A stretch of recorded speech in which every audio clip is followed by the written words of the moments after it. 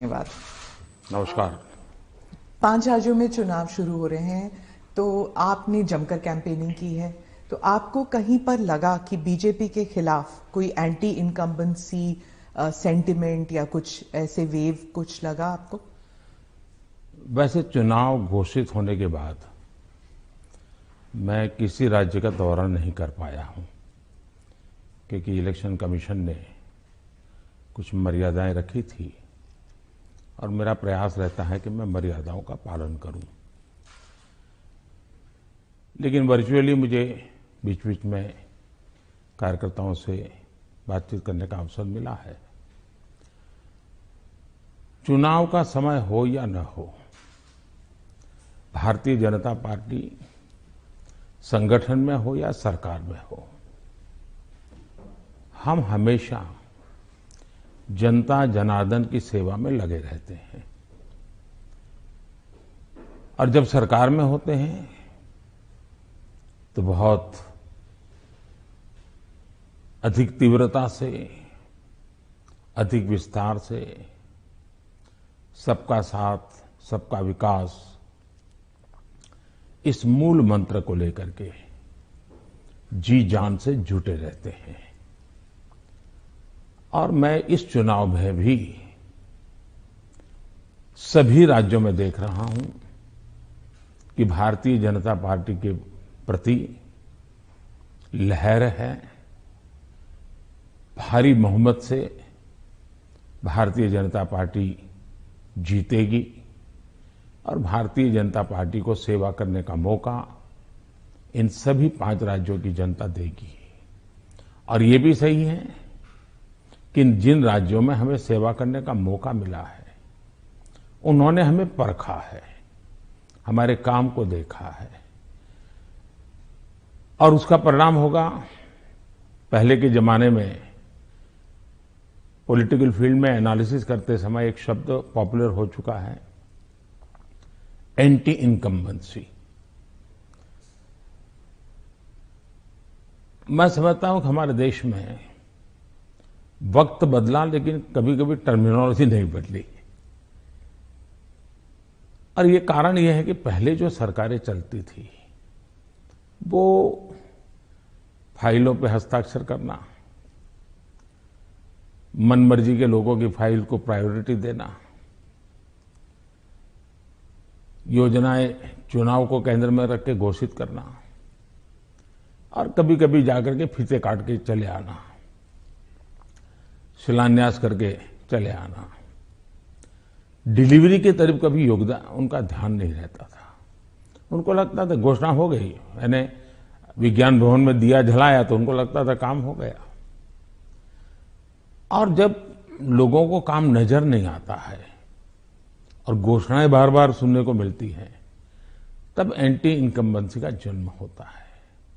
लेकिन जब काम करने का प्रयास दिखता है, दिन रात की मेहनत दिखती है, आसपास में कुछ न कुछ पॉजिटिव होता हुआ दिख रहा है, तो फिर एक विश्वास बनता है कि वहां हो रहा है तो कल मेरे यहां भी होगा। गरीब को घर उसको मिल गया तो कल मुझे भी, गरीब हूं, मेरा घर इस बार लाइन नंबर नहीं लगा लेकिन कल मुझे मिलेगा। ये विश्वास पैदा होता है। और इसके कारण भारतीय जनता पार्टी के कल्चर में जहां भी हमें स्थिरता के साथ काम करने का मौका मिला है, वहां एंटी इनकम्बेंसी नहीं, प्रो इनकम्बेंसी का माहौल होता है। और भारतीय जनता पार्टी हमेशा प्रो इनकम्बेंसी को लेकर के चुनाव में अधिक ताकत से उभर करके आती है। पर उत्तर प्रदेश में एक खासियत रही कि एक ही पार्टी को दोबारा चांस नहीं देते हैं, मौका नहीं मिलता है। लेकिन आपको लगता है कि इस बार जो है, क्योंकि 3 चुनावों में उन्होंने बीजेपी को वोट दिया है, 2014 में, 17 में, 20 में आपको वोट दिया, तो आपको क्या लगता है कि आपने ही बहुत अच्छे ढंग से इस बात को कह दिया है कि 2014 में हमें वोट मिला, फिर 2017 में मिला, 19 में, हाँ, फिर 2019 में मिला, यानी 3 बार मिला। मतलब जो पुरानी थियरी है, एक बार आओ एक बार जाओ वाला, उत्तर प्रदेश ने पहले ही नकार दिया है। जब पहले ही नकार दिया है तो अब क्यों आगे बढ़ाएगा? भारतीय जनता पार्टी ने अनुभव किया है कि हमें 14 में स्वीकार किया, फिर काम देखा, 17 में स्वीकार किया। काम देखा 19 में स्वीकार किया, काम देखा 22 में स्वीकार करेंगे। जी, सभी तस्वीरों में जो पोस्टर्स छपती हैं उनमें मोदी जी की तस्वीर होती है और योगी जी की। जहां पर चीफ मिनिस्टर कैंडिडेट है वहां पर चीफ मिनिस्टर कैंडिडेट का होता है, नहीं तो मोदी जी की तस्वीर होती है हर जगह। तो अगर क्या हम ये मान के चल सकते हैं कि जो राज्य के चुनाव होते हैं एक किस्म से एक रेफरेंडम है सेंटर की पॉलिसीज को भी, सिर्फ स्टेट की नहीं, सिर्फ सेंटर की भी पॉलिसीज? आप देखिए, भारतीय जनता पार्टी एक कलेक्टिव लीडरशिप में विश्वास करती है, सामूहिकता में विश्वास करती है और हम स्तर पर सामूहिक रूप से काम करने के आदी है। वो तस्वीर प्रधानमंत्री की नहीं है, वो भारतीय जनता पार्टी के कार्यकर्ता की तस्वीर है जिसको नरेंद्र मोदी कहते हैं। और कार्यकर्ताओं के साथ मेरा खड़ा रहना मेरे लिए गर्व का विषय होता है। अगर मेरे साथी कार्यकर्ताओं के बीच में मेरी भी फोटो होती है तो मैं भी उन कार्यकर्ताओं जैसा लगता हूं। मुझे लगता है हाँ, मैं भी उन्हीं के बराबर हूं, मैं किसी से ऊपर नहीं हूं, किसी से आगे नहीं हूं। तो मेरे लिए तो उस फोटो का मतलब इतना ही होता है। और देश की जनता भी ऐसे, ये जो फैशन हो गई है कि हर चुनाव या ना फलाने का, हर चुनाव ढीकने का, मैं समझता हूं ये चुनाव हमारे कार्य का है, हमारे आचार विचार का है, हमारी नीतियों का है और सबसे ज्यादा हमारी नीयत का है। और मैं मानता हूं देश उसको समर्थन कर रहा है। तो अगर पार्टी जीतती है इलेक्शन में तो बीजेपी कहती है ये मोदी की जीत है, तो अगर हारती है तो क्या आप इसको एक कभी कभी पर्सनल भी लेते हैं कि, और क्या मंथन चलता है पार्टी में आप बाकी लीडर्स के साथ बैठ के कि गलती कहां पे हुई और कहां पे हमको रोल बैक करना चाहिए या गलतियां सही करनी चाहिए? आपने बहुत सही सवाल पूछा है। भारतीय जनता पार्टी, हम चुनाव हार करके ही जीतने लगे हैं। हमने बहुत पराजय देखे हैं, जमानतें जब्त होती देखी है। मैं तो तब राजनीति में नहीं था, लेकिन एक बार मैंने देखा कि चुनाव में ये जनसंघ था, उस समय शायद दीपक निशान था उनका, और कहीं मिठाई बांट रहे थे। तो हमने सुना ये मिठाई क्यों बांट रहे, तो सब हार गए। तो बताया कि साहब हमारे 3 लोगों की जमानत बच गई है इसलिए हम मिठाई बांट रहे हैं। उस जमाने से हम लोग गुजरे हुए लोग हैं और इसलिए जय और पराजय दोनों हमने देखा है। हम जब विजयी होते हैं तो हमारी कोशिश ये है कि हम ज्यादा से ज्यादा जमीन से जुड़े, जमीन के साथ जितना गहरा नाता बनता जाए हम बनाए। हम जब चुनाव जीतते हैं तो हम लोगों के दिल जीतने के काम में कभी कमी नहीं आने देते। हमारे लिए हर पल, हर दिन, हर योजना, हर काम जनता जनार्दन के दिलों को जीतना, और दिल तब जीते जाते हैं जब उनको समाधान होता है, संतोष होता है। तो हम हमारी शक्ति उसी में लगाते हैं और हम बहुत कॉन्शियसली प्रयास करते हैं कि जीत हमारे सर पे न चढ़ जाए, हमारे दिमाग में वो सवार न हो जाए, और इसलिए हम धरती पर रहते हैं। जहां तक पराजय का सवाल है, हम पराजय में भी आशा को खोजते रहते हैं। हम निराशा में डूब करके इसने किया, उसने किया, इसको वो ये करो, डिकना करो, फलाना करो, इस चक्कर में नहीं पड़ते। हम सोचते हैं कि सामने वाले की रणनीति क्या थी, उसके तौर तरीके क्या थे, वो लोगों को गुमराह करने में क्यों सफल हुआ, हमारी बात को हम कैसे पहुंचाएंगे। हम औरों का भी अभ्यास करते हैं, हमारा भी अभ्यास करते हैं, हम स्थितियों का भी अभ्यास करते हैं, हम उस प्रकार के योजनाओं का भी अभ्यास करते हैं और फिर हम आगे की रणनीति बनाते हैं। हम हर चुनाव से सीखते हैं, चुनाव जय का हो या चुनाव पराजय का हो। हमारे लिए चुनाव एक प्रकार से ओपन यूनिवर्सिटी है जिसमें हम नए रिक्रूटमेंट के लिए अवसर भी मिलता है और अपने आप को तराशने का भी अवसर मिलता है। तो हम चुनाव को एक प्रकार से हमारा एजुकेशन का पीरियड मानते हैं। आप योजनाओं की बात कर रहे थे। अखिलेश जी कहते हैं कि उत्तर प्रदेश में कोई योजनाएं आपकी नहीं थी, माने नहीं बीजेपी की नहीं थी, वो उनकी अपनी योजनाएं हैं। आप अपना अमली जामा पहनाते हैं और आप अपनी उपलब्धि बताते हैं उसे। मुझे बहुत आनंद होता है जब ये सुनता हूं तो। योगी जी की इतनी मेहनत और इतनी सफल योजना, उसको साकार करना और उसको कभी कोई एनकैश करने के लिए इधर उधर की बातें करता है, तो मैं उसमें से एक अर्थ ये निकालता हूं कि योगी जी की ये योजना इतनी अद्भुत है, असंभव को उन्होंने संभव करके दिया है, तभी जाकर के विरोधी भी उसको कैश करने के लिए मैदान में उतर पड़े हैं।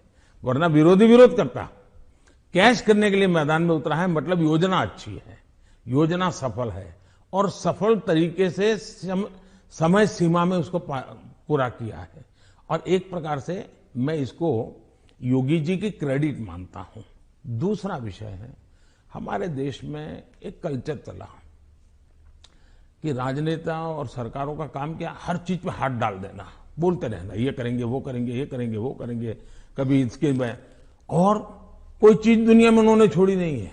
कोई नेता मिल जाएगा, वो कहेगा हम चंद्र पर मानवी भेजने वाले हैं। कोई नेता मिल जाएगा, उसने कभी कहा होगा कि हम चंद्र पर व्यवस्थाएं खड़ी करने वाले हैं। और 100 साल के बाद भी, 50 साल बाद, 30 साल भी कोई कर देगा तो वो कहेंगे हाँ देखो हमने उस समय कहा था। तो ऐसे लोग तो बहुत मिल जाएंगे। आपने क्राइम फ्री उत्तर प्रदेश का जिक्र किया है अपने भाषणों में, पार्लियामेंट में भी आप कर रहे थे। आपने कहा कि समाजवादी पार्टी जो है वो दंगाइयों की पार्टी है। आपने और योगी जी ने कहा कि गुंडे हैं उस पार्टी में। तो क्या आप और समाजवादी पार्टी कहती है कि उनकी खामियां हैं और इसलिए वो हम पर एलिगेशंस करते हैं। क्या आप कैटेगोरिकली कह सकते हैं कि यूपी जो है वो क्राइम फ्री की तरफ बढ़ रही है और ये हो सकता है, संभव है? पहली बात है कि जब लोग उत्तर प्रदेश में सुरक्षा के विषय की चर्चा करते हैं तो वहां के सामान्य मानवी के मन में पिछली सरकारों में जो उन्होंने मुसीबतें झेली है, जिस प्रकार से गुंडा राज चलता था, जिस प्रकार से माफिया की इच्छा के अनुसार ही सरकार के बाबुओं को काम करने के लिए मजबूर होना पड़ता था, जिस प्रकार से इस प्रकार के दबांग लोगों को सरकार में एक प्रकार से प्रतिष्ठा थी, आश्रय था, ये सारी चीजें उत्तर प्रदेश ने बड़े निकट से देखा है। बहन बेटी घर के बाहर नहीं निकल पाती थी, ये उत्तर प्रदेश ने देखा है। आज उत्तर प्रदेश की बेटी कह रही है कि मैं शाम को अंधेरा होने के बाद भी अगर कहीं काम है तो जा सकती हूं। ये जो विश्वास पैदा हुआ है वो मैं समझता हूं सुरक्षा के लिए बहुत जरूरी है। और ये तब हुआ है, उत्तर प्रदेश में एक समय था गुंडे जो चाहे वो कर सकते थे। आज स्थिति ये है कि उनको हाथ जोड़ के कहना पड़ता है कि यहां बाहर मुझे रहना नहीं है, या तो मुझे जेल में ही रखो ताकि वहां थोड़ी बहुत तो मेरी जिंदगी बच जाएगी, क्योंकि मेरे पाप। और हर कोई सरेंडर कर रहा है। बहुत से लोग हो सकता है सही रास्ते पर भी आ जाएंगे, जब देखेंगे कि भाई अच्छे रास्ते से भी जीवन जिया जा सकता है तो हो सकता है अच्छे रास्ते पर आ जाएंगे। लेकिन योगी जी ने सुरक्षा को प्राथमिकता दी है, कोई कॉम्प्रोमाइज नहीं किया है। कुछ लोगों को उसके कारण तकलीफ हो रही क्योंकि उनका कारोबार वही था। आज खास करके माताओं बहनों को जो सुरक्षा मिली है ये बहुत ही महत्वपूर्ण है। अब आप देखिए इतना बड़ा कुंभ का मेला हुआ, यानी हमारे देश में हुए कुंभ के मेलों में सबसे बड़ा कुंभ का मेला योगी जी के कालखंड में हुआ। करोड़ों की तादाद में लोग आए, कोई कानून व्यवस्था की समस्या नहीं हुई, कहीं चोरी की भी खबरें नहीं आई, जेब कतरे की खबर नहीं आई। ये किसी भी समाज को संतोष देने वाला विषय है, ये गौरव करने वाला विषय है। और हिंदुस्तान में अगर सुरक्षा को प्राथमिकता दी जाए तो बुरा क्या है? नहीं, बुरा नहीं। जैसे सुरक्षा की बात चल रही है तो वो कहते हैं कि वहां पर एक जुडिशियल प्रोसेस नहीं है, ठोकों की राजनीति चलती है। अगर योगी सरकार ने डिसाइड कर लिया कि फला जो है वो गुंडा है या उसका कारोबार जो है उसमें कोई डाउट है तो उसको जेल में डाल दो, मतलब एक जुडिशियल प्रोसेस नहीं है, वो कहते हैं। देखिए, हिंदुस्तान की जुडिशरी वाइब्रेंट है, हिंदुस्तान की जुडिशरी बहुत ही सक्रिय है और कभी कभी तो प्रोएक्टिव है। अगर ऐसा कुछ भी हुआ होता तो हिंदुस्तान की जुडिशरी ने जरूर कदम उठाए होते और पीआईएल करने वालों की कमी नहीं है हमारे देश में। ऐसी बहुत बड़ी जमात है जिनकी रोजी रोटी पीआईएल पर है, तो वो तो तुरंत पहुंच जाते हैं, लेकिन ऐसा कुछ नहीं हो रहा है। मतलब वो न्यायिक प्रक्रिया के आधार पर काम करते हैं। पर जैसे जैसे लखीमपुर खेरी का इंसिडेंट हुआ था और वो टेनी अभी भी जो है वो he still an important person BJP के लिए, तो ऐसे कई इंसिडेंट्स हैं उसको लेकर जो वहां पर जो समाजवादी पार्टी है it has been successful in saying कि अगर कोई बीजेपी के साथ है तो वो व्हाइट वॉश हो जाते हैं उनके सारे क्राइम्स। मैं यही तो कह रहा हूं कि सुप्रीम कोर्ट जो कमेटी बनाना चाहती थी, राज्य सरकार ने सहमति दी। सुप्रीम कोर्ट जिस जज के नेतृत्व में तपास करना चाहती थी, राज्य सरकार ने सहमति दी। राज्य सरकार ट्रांसपेरेंसी से काम कर रही है, तभी तो सुप्रीम कोर्ट की इच्छा के अनुसार सारे निर्णय करती है। आप डबल इंजन सरकार के बारे में काफी बारी कह चुके हैं अपने स्पीचेस में। डबल इंजन सरकार से आप विश्वास जगाना चाहते हैं इलेक्टोरेट में कि विकास जल्दी हो जाएगा अगर दोनों तरफ, मतलब सेंटर में भी और स्टेट में भी बीजेपी की सरकार रहेगी। लेकिन कुछ लोग समझते हैं कि इससे एक धमकी की तरफ देखते हैं कि अगर डबल इंजन सरकार नहीं है तो विकास में गतिरोध आ सकता है, वह विकास मतलब गाड़ी आगे नहीं चलेगी अगर ये डबल इंजन सरकार नहीं होगी तो। देखिए, परिवार में भी माँ बाप हमेशा सभी भाइयों बहनों को कहते हैं कि देखो भाई, हम सब मिलकर के इस दिशा में जाएं तो सब अच्छा होगा, और सब उसी दिशा में प्रयास करते हैं। कोई एक दूसरे के विपरीत नहीं करता है। इतना बड़ा देश है, अगर हम एक दूसरे से विपरीत करेंगे तो हमारे संसाधनों नष्ट हो जाएंगे, हमारे देश की भलाई करने की गति रुक जाएगी। और इसलिए देश के लिए बहुत आवश्यक है कि लोगों के कल्याण के काम हम मिल बैठ के करें और ज्यादा तेजी से करें। और उसमें भी अगर हम राजनीति करने जाएंगे, मेरा राज्य है मैं मेरी मर्जी से करूंगा, ऐसा करेंगे तो कितना नुकसान होता है। मैं एक योजना बताता हूं। अब जैसे आयुष्मान भारत योजना, आयुष्मान भारत योजना गरीब जो बीमारी में है उसको 5 लाख रुपए तक बीमारी में स्वस्थ होने के लिए सहायता करता है। भारत सरकार करती है, पैसे भारत सरकार दे रही है।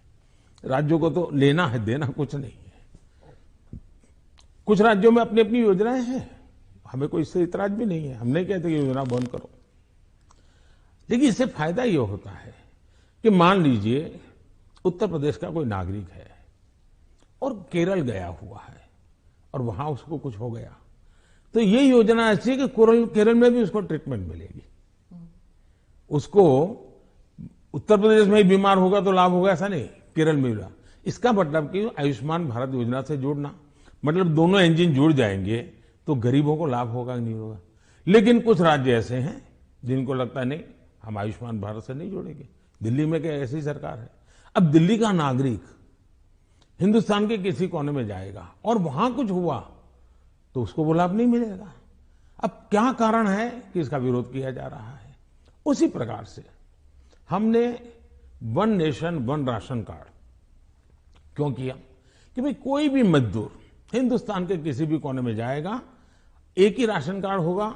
अगर वो महाराष्ट्र में है तो भी उसको फेयर प्राइस शॉप से उसको अनाज मिल जाएगा। अब 2 राज्य ऐसे निकले जिनको सुप्रीम कोर्ट को डंडा मारना पड़ा, कहना पड़ा कि भाई one nation one ration card गलत क्या है, तुम लागू करो। अब इसलिए हम कहते हैं कि डबल इंजन की सरकार होती है तो गरीबों को सबसे ज्यादा लाभ होता है।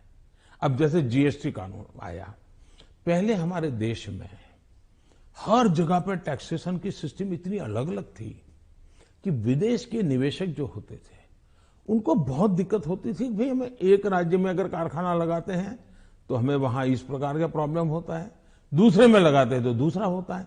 अब जीएसटी होने के कारण उनको भी सहूलत हो गई। तो हम जो ये कह रहे हैं कि भाई डबल इंजन की सरकार, हम ऐसी व्यवस्थाएं करें, अपनी विविधता को बनाए रखना है, भारत की विविधता ही उसकी ताकत है, लेकिन व्यवस्थाओं को भी बनाए रखना है।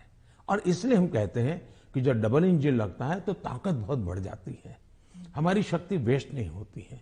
हमें इसका उपयोग सिर्फ और सिर्फ देश का कल्याण, गरीबों का कल्याण, देश के युवाओं का भला, इतना ही हमारा अर्थ है।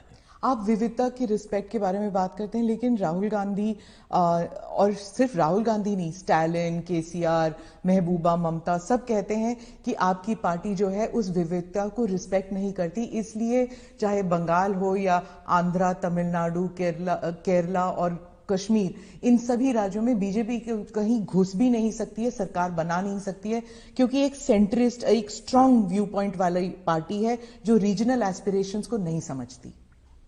पहली बात ऐसी है कि भारतीय जनता पार्टी एक ऐसी पार्टी है जिसका ये मत है कि देश के विकास के लिए हमें रीजनल एस्पिरेशंस को एड्रेस करना ही चाहिए।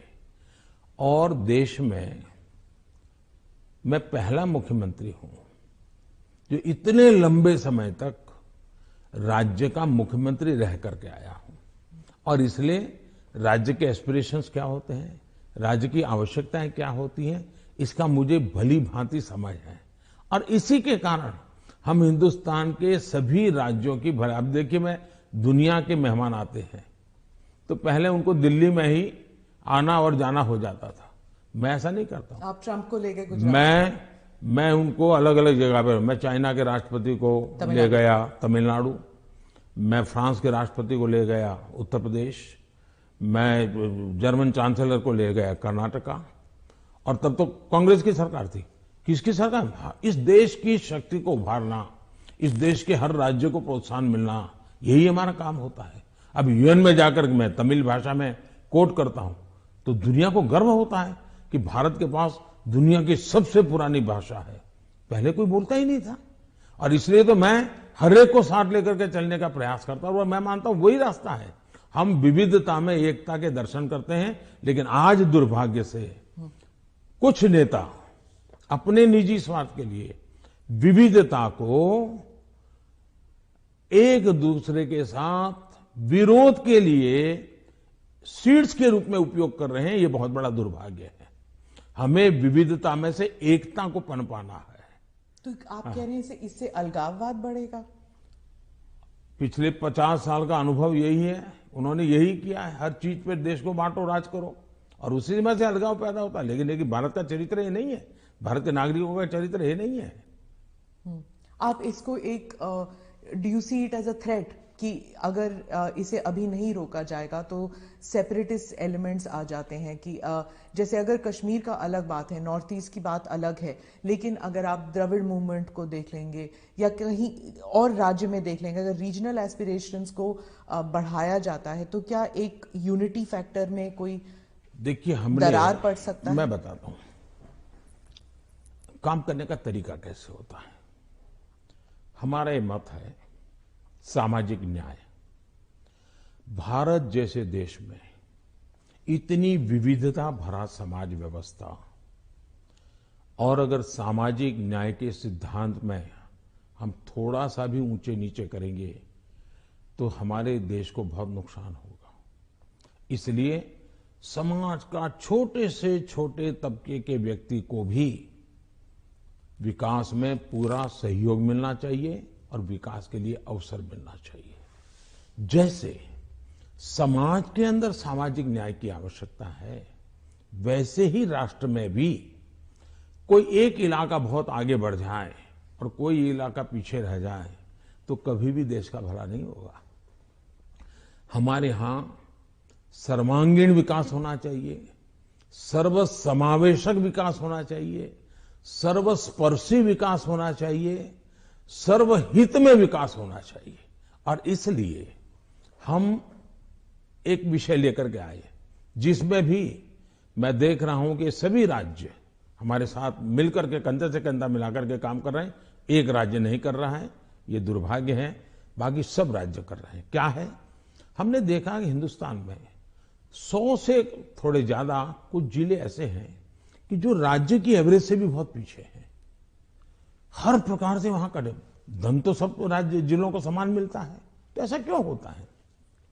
गवर्नेंस के प्रॉब्लम, योजनाओं का अमलीकरण नहीं। हमने ऐसे जिलों को एस्पिरेशनल जिलों के रूप में आइडेंटिफाई किया और राज्य सरकारों की सहमति से किया। करीब 110-115 जिले हैं और उस पर हमने स्पेशल फोकस किया। मैं खुद जिलों से बात करता हूं, उन जिलों में कल्याणकारी योजनाएं ज्यादा से ज्यादा पहुंचे। मैं राज्य सरकारों को प्रार्थना करता हूं कि वहां यंग अफसरों को लगाइए, आईएएस अफसरों को, प्रमोटेड अफसरों को या रिटायर्ड एज वाले लोगों को वहां मत भेजिए, यंग लोगों को लगाइए। और मैंने देखा कि सभी राज्यों ने मेरी इस बात को माना, यंग अफसरों को लगा। दूसरा, मैंने कहा बार बार ट्रांसफर मत कीजिए, उनको वहां रहने दीजिए 3 साल, उनको कहिए कि तुम काम करो, बाद में तुम्हें अच्छा पोस्टिंग देंगे। सभी राज्यों ने मेरी मदद की और आज ये जो एस्पिरेशनल डिस्ट्रिक्ट है वो राज्यों की एवरेज से भी कुछ तो आगे निकल रहे हैं, कई पैरामीटर में आगे निकल रहे हैं। अब देश का भला हो रहा है। तो मेरा फेडरलिज्म में छोटे से छोटी इकाई का भी भला हो। अब जैसे ऑप्टिकल फाइबर नेटवर्क हिंदुस्तान के हर गांव में जाना चाहिए। हम लगे हैं, पैसे लगा रहे हैं, पूरी ताकत लगा रहे हैं। क्यों? हमें तो पूरे देश को ऊपर लाना है। यही तो रीजनल एस्पिरेशंस को एड्रेस करने का हमारा तरीका है। ये बात चलती है कि ये मोदी दी एडमिनिस्ट्रेटर है। अब अगर आप मोदी द पॉलिटिशियन के बारे में बात करूं तो जो पोलराइजेशन हमारे सोसाइटी में है वो हर इलेक्शन में उभर कर आती है, जाति के नाम पर हो या धर्म के नाम पर हो। कोई ना कोई किस्सा जरूर हो जाता है इलेक्शन से पहले। तो मोदी दी एडमिनिस्ट्रेटर आपने बता दिया आपने क्या क्या किया है, मोदी द पॉलिटिशियन नहीं कर पाया है अभी तक। पहली बात है कि